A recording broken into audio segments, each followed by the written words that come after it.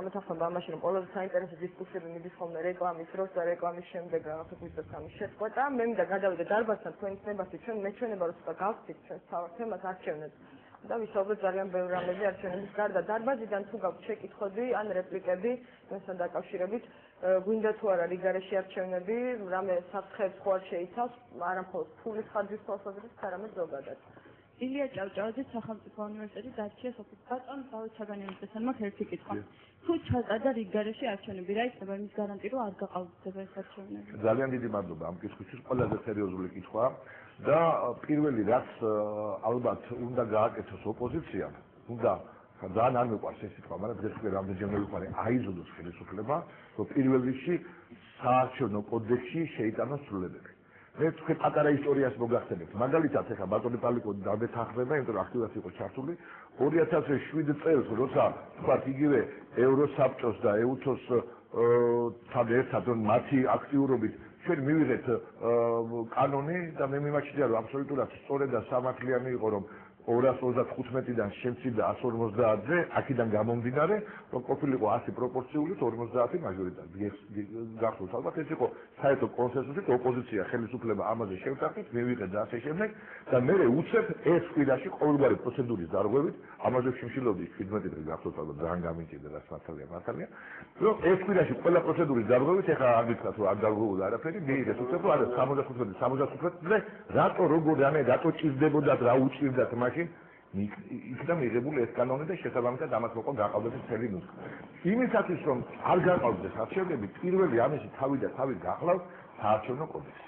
ეხლა აი წეგან საუბრობდი ამაზე, რომ რამოდენიმე კვირის წინ, 3 კვირის წინ, უღმესი მადლობა NDI-ს, რომელმაც ინიციატივა, თქვათ, მისი ინიციატივით იყო შეხვედრა და ამ შეხვედრაზე ჩვენ მაგალითად ჩვენმა ორმა პოლიტიკურმა პარტიამ, მე უგულისხმობ ახალ მემარჯვენეებს და რესპუბლიკელებს, აი ასეთი სახით, ესაა წინააღმდეგობის საარჩევნო კოდექსის სრულყოფისათვის წარვადგინეთ. ანუ რა ცვლილებები უნდა განხორციელდეს. ძალიან მოკლედ რო გითხრათ, ყველაზე მნიშვნელოვანი დღევანდელი ჩვენი საუბრის თემა 7 პუნქტია.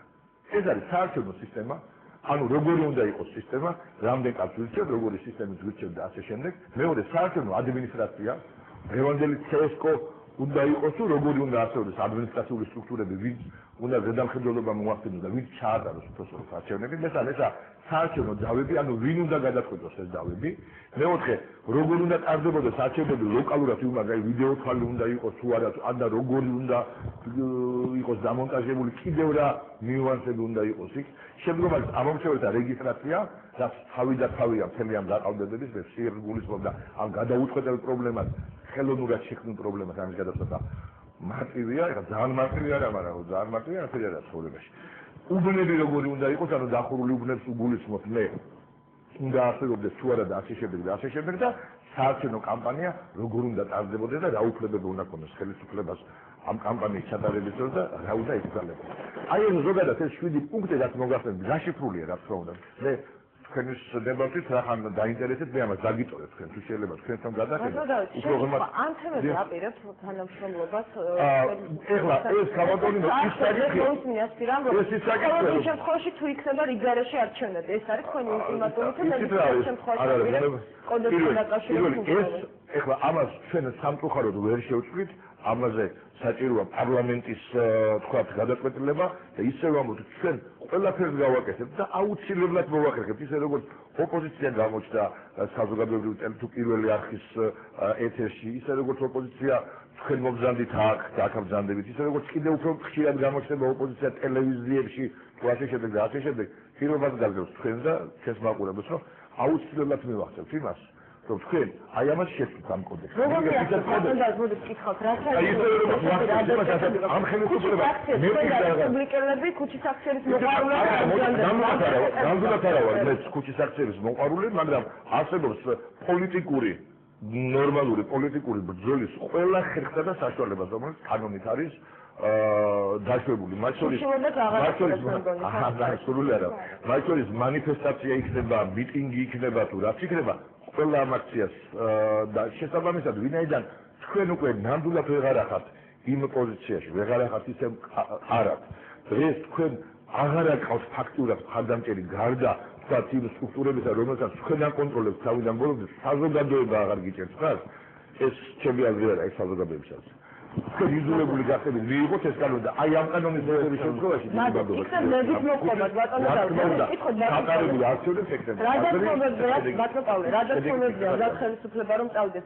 მოდით თქვათ პირდაპირ საქართველოს საარჩევნო სისტემა და კანონმდებლობა არის სერიოზული თავის ტკივილი ამას ერთ-ერთ შეხვედრაზე ბატონი გზაზე დამეთანხმება.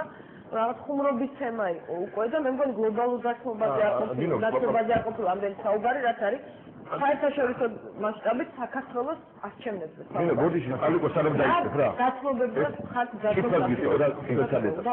ეხლა სანამ დაიწყებოდა გადაცემა მე პალიკოსაც ავანახე მე არ ამაქვს განახიო და იმითი დაინტერესდა რომ ვიდეო თვალიო და ჩვენ წინააღმდეგი ვართ ვიდეო თვალი არ უნდა იყოს უბნებზე იმიტომ რომ ეუთო არის ამის წინააღმდეგი ხო მგონი თქვენგანაც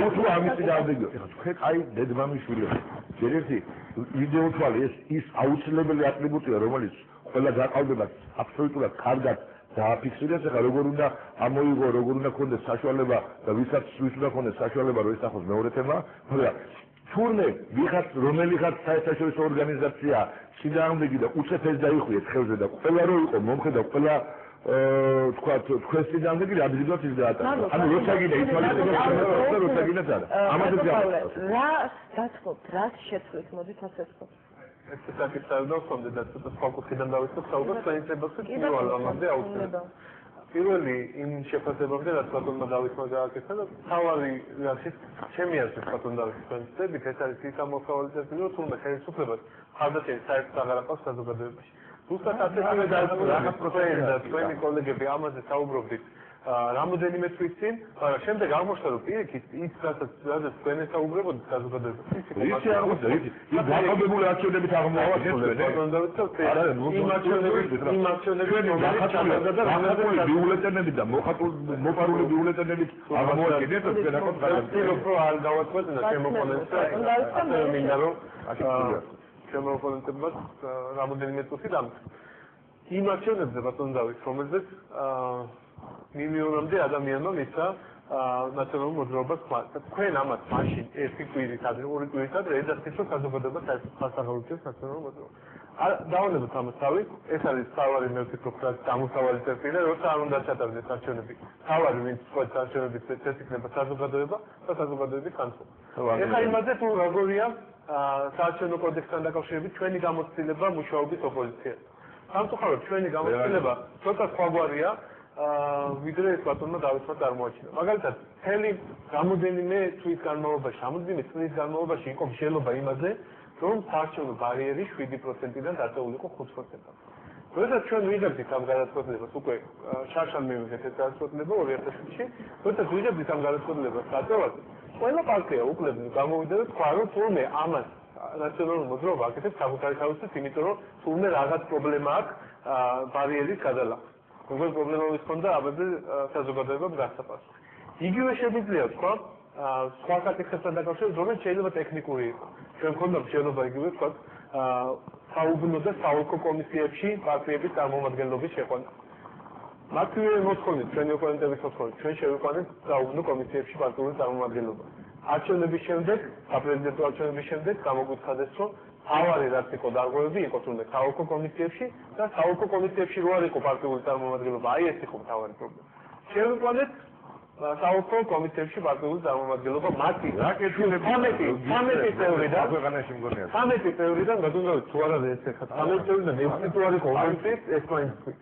საბოლოოდ გინა ექვსი ყოფილა და გინა ერთი რა უმრავლესობა თქვენი იყო და უმრავლესობა ყველა საკითხი რამის უმრავლესობა გამოვიდა სხვაგვარად 16 გამოვიდა რამდენია ბატონო ბალიკო 7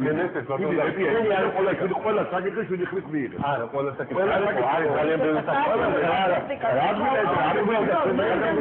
ზოგადად კითხვა რა დათმობა გააკეთა არჩევნები ეს ხო ბანდიტიზმი რაც ჩაატარეს და არ არჩევნები მანიპულირებს და ხალხმა მიიღო გადაწყვეტილება. იგი ხალხმა საზოგადოებამ გააკეთა ვანომერაბიშვილმა და თქვენ აღებდით ესე? გამახსენდა ყველა ზუგადრუკის აქციები, ხელისუფლების რასაც არჩევნებზე ჩადიოდნენ.